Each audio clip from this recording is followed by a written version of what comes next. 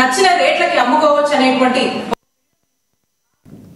ఎవరూ లేని సమయంలో దొంగతనానికి పాల్పడుతున్న వ్యక్తిని స్థానికులు పట్టుకుని దేహశుద్ధి చేశారు. ఈ ఘటన పల్నాడు జిల్లా అచ్చంపేట మండలం మదిపాడులో జరిగింది. ఓ ఇంట్లోకి వెళ్లి బేరువా పగలగొట్టడానికి దొంగ ప్రయత్నిస్తూ ఉండగా ఇంటి పక్కన వారు గమనించి కేకలు వేశారు.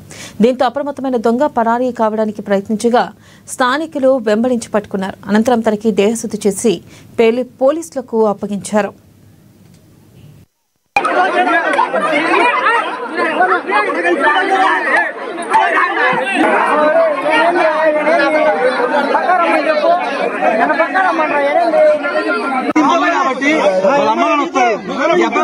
ఊళ్ళో ఏం చెప్పండి మన దాడి పాడి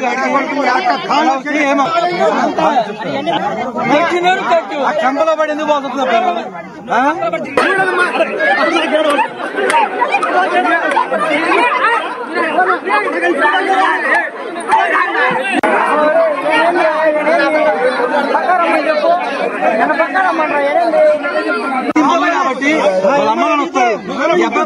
ఊళ్ళో ఏం చెప్పండి మన దాడి పాడి